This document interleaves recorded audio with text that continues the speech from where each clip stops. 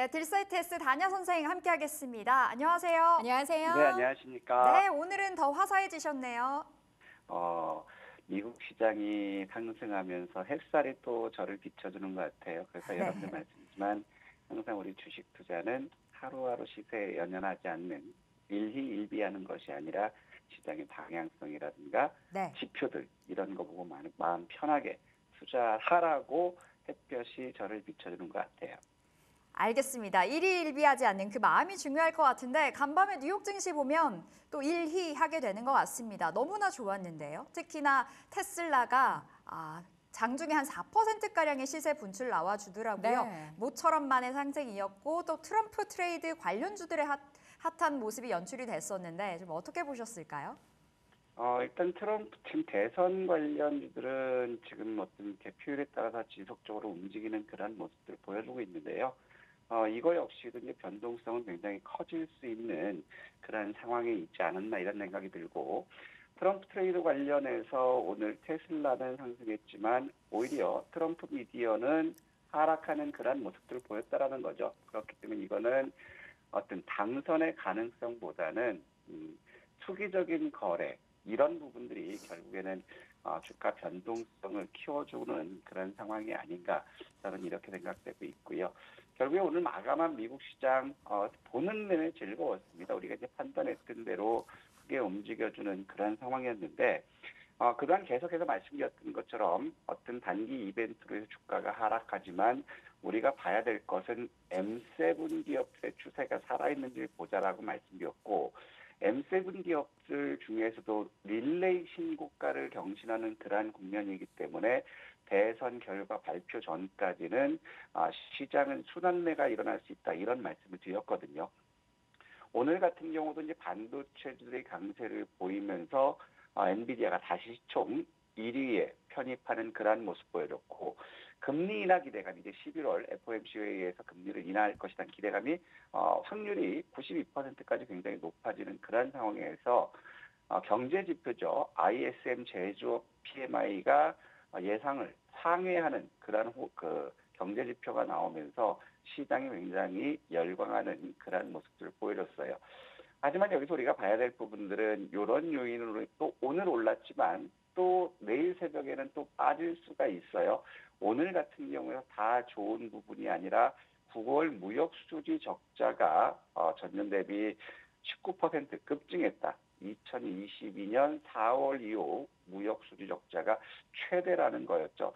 그렇다면 지금 같은 상황에서 무역 수지 적자가 확대되고 있는 이런 상황이면은 결국에는 경기 둔화에 대한 우려감 역시 나올 수 있는 그런 상황이 될 수 있다. 그래서 이벤트성으로 움직이는 그런 상황들, 특히 오늘 반도체가 강세를 보였던 것은 결국에 AI 반도체에 대한 수요 증가 부분이에요. 핀란티아가 실적 호전에 따라서 급등이 나오는 그러한 모습들을 보여줬고, 브로드컴 역시도 강세를 보여줬거든요. 그렇다면 이제 반도체 중에서는 옥석을 가릴 수 있는 그러한 상황이 될 수 있을 거고, 결국에 시장을 이끌어가는 것은 인공지능 반도체 섹터, 즉 시스템 반도체 쪽들이 이제 돌아가면서 순환매가 나올 수 있는 그런 상황이 아닐까, 저는 이런 생각이 드는데, 결국에 이제 트럼프 트레이드 관련해서 이제 암호화폐가 이제 또 급등하면서 다우에서는 암호화폐 강세를 보였고, 또 반도체 움직였어요.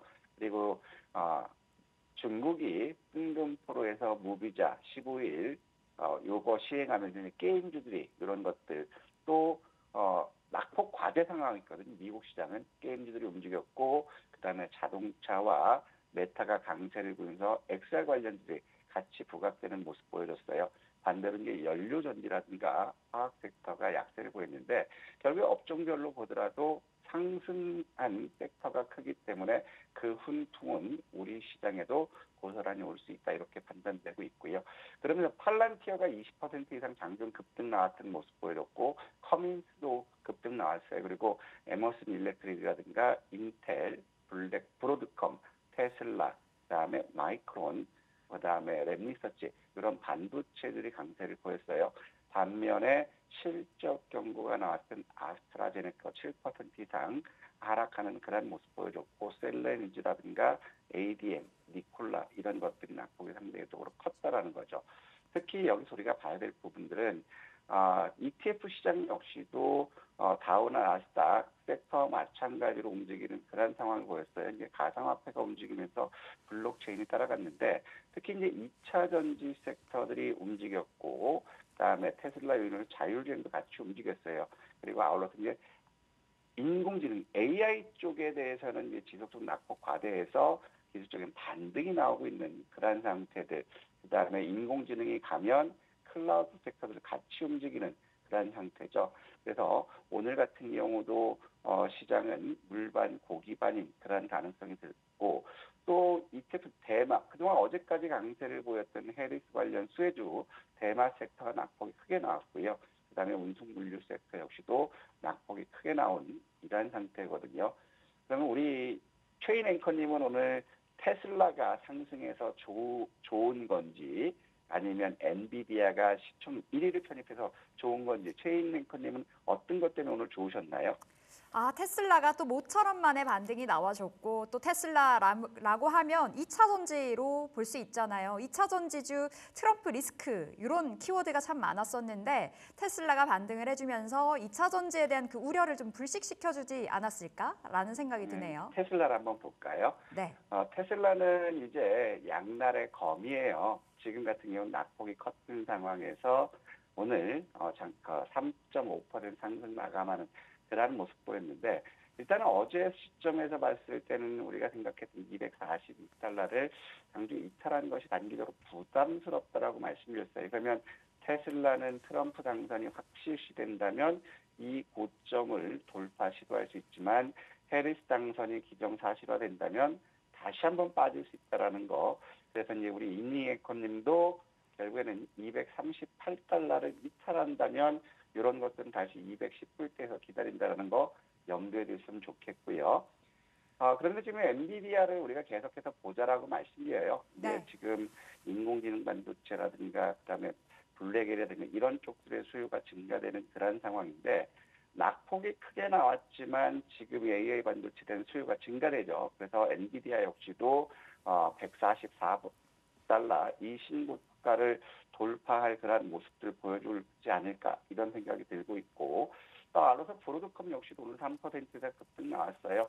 단기적으로 169달러 추세 이탈한 부분이 부담스럽지만 오늘 회복시켜주는 그런 모습들을 보였다는 거거든요.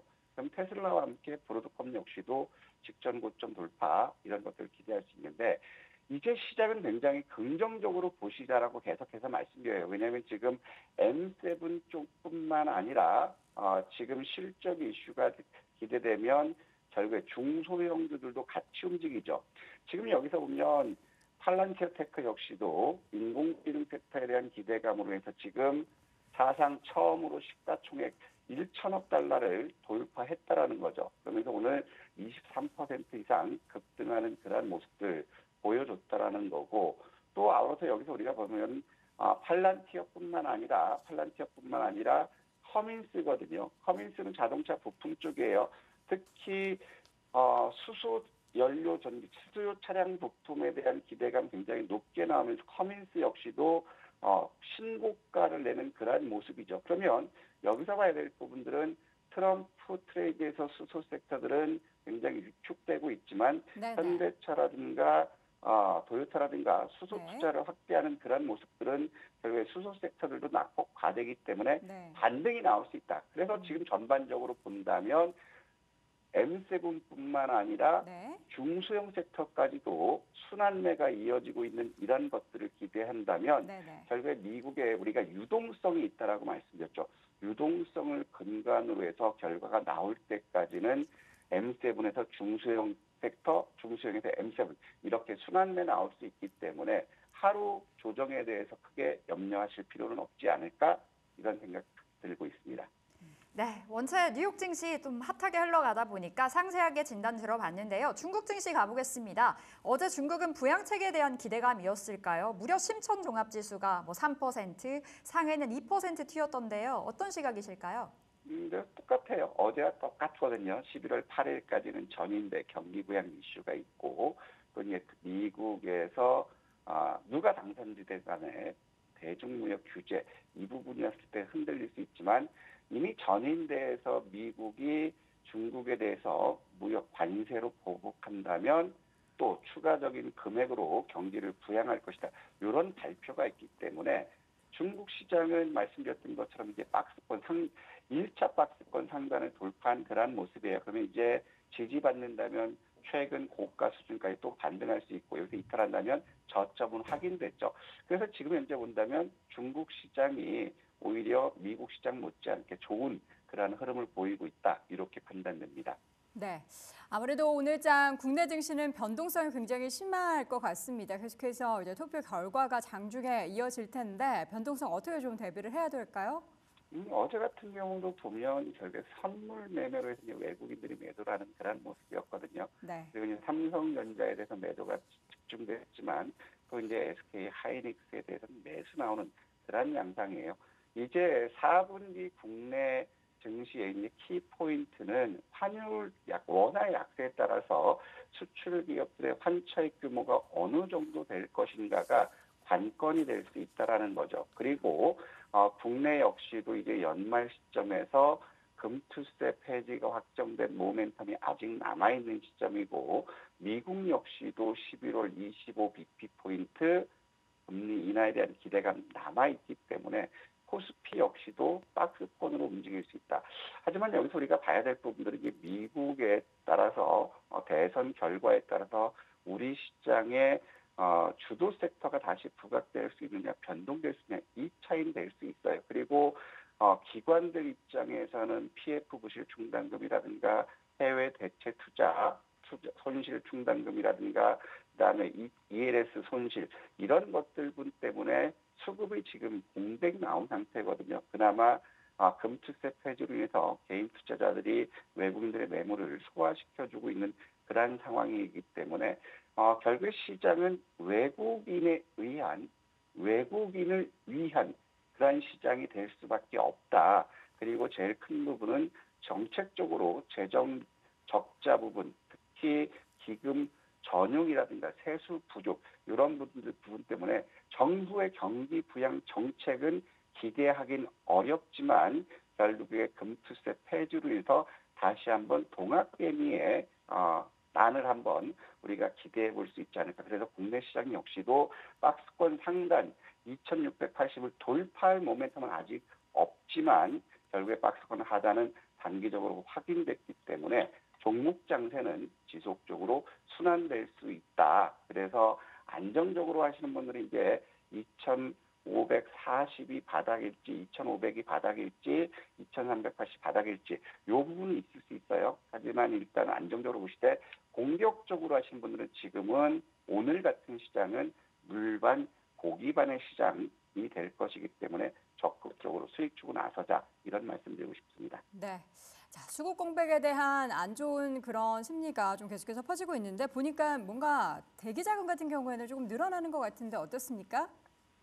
이제 고객 예탁금은 약 2% 감소했어요. 이 부분은 또 신규 공무청약 때문에 빠져나갔기 때문에 이 부분 크게 염려할 필요는 없을 것 같고요.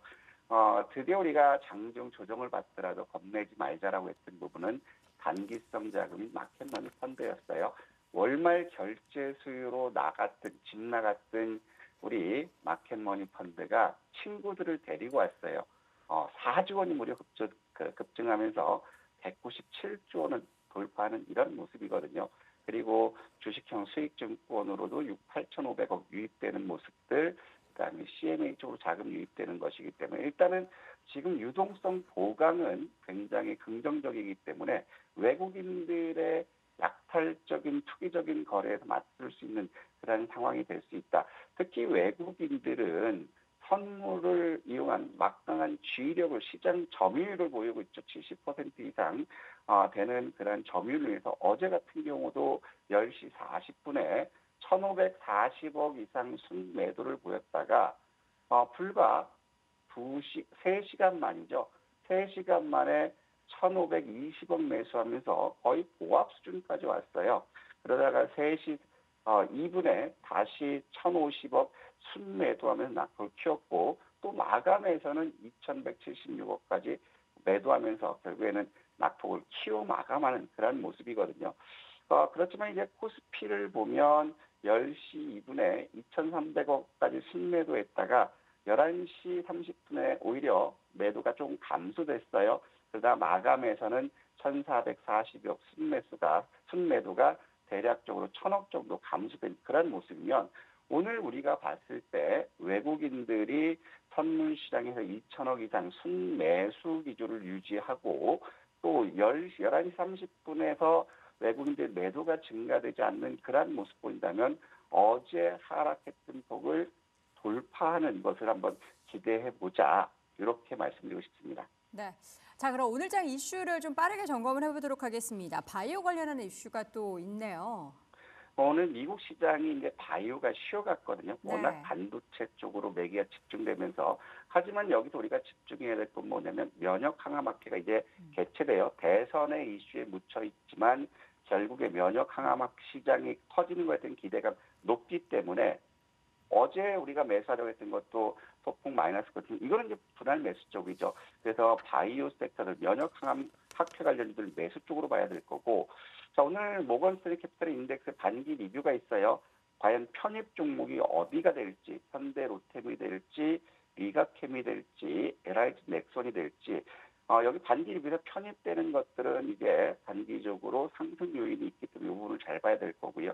그다음에 금융위원회에서 가상자산위원회 개최하죠. 그러면 여기서는 CBDC라든가 STO 이런 가상자산 관련이 움직일 수 있지 않을까 싶고, 오늘 빅스포 2024 행사가 있어요. 이거는 전력 설비 쪽들 행사거든요. 그래서 이런 쪽들 보는 것이 오늘 우리가 집중해서 볼 수 있는 그런 상황이기 때문에 첫 번째 반도체에서는 인공지능 반도체를 우리가 집중해보고, 그다음에 바이오와 2차 전지, 인공지능 섹터 이쪽을 우리가 주요하게 지켜보면 적극적으로 공략하자, 이런 말씀드리고 싶습니다.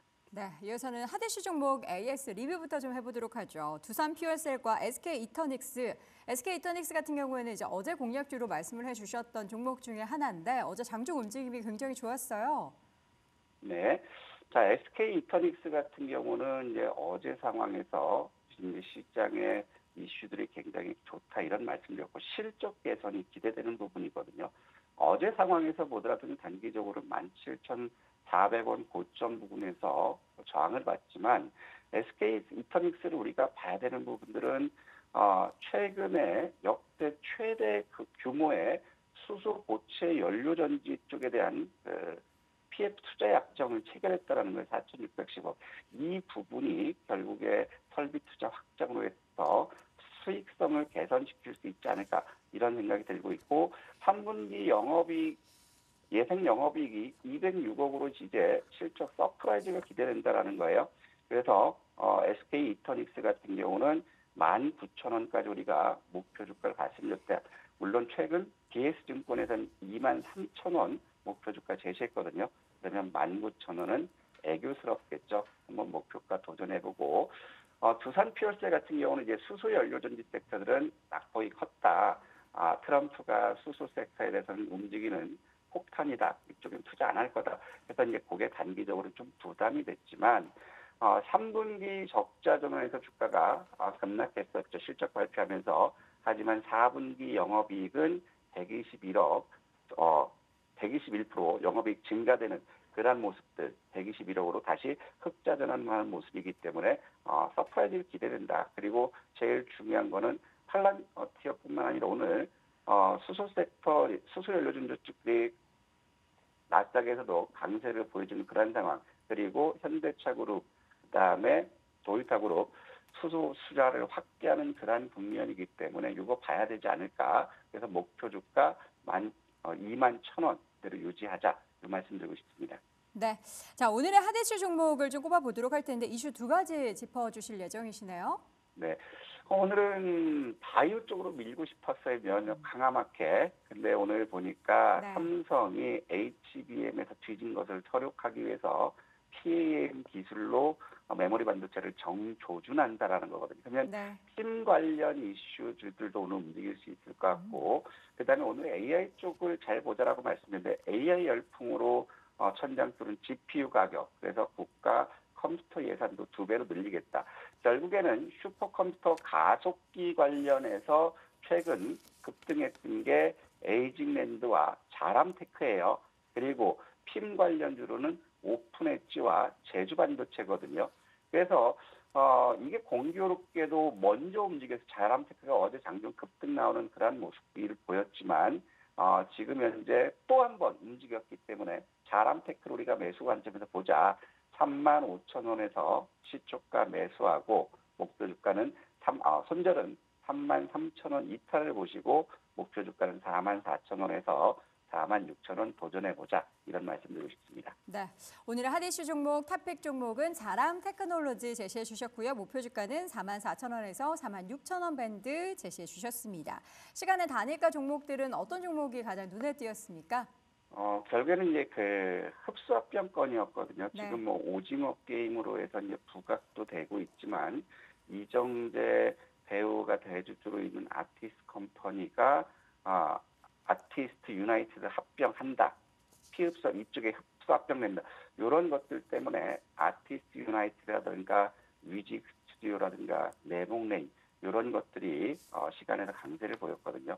특히 이들 섹터들은 오징어 2 게임과도 같이 맞물려 있는 그런 상태이기 때문에 오늘 합병 이슈로 해서 움직이는 그런 모습 보인다면 단기 트레이딩으로 우리가 접근해 볼 수 있지 않을까 이렇게 생각합니다. 네, 오늘 흡수합병 이슈가 있는 아티스트 유나이티드와 위즈웍 스튜디오, 레몽라인이 시간의 거래에서 특징적인 모습 보였다라는 부분 확인했고요. 자람 테크놀로지 오늘장 탑픽 종목으로 제시해 주셨습니다. 딘사이트S 단야 선생 함께했습니다. 고맙습니다.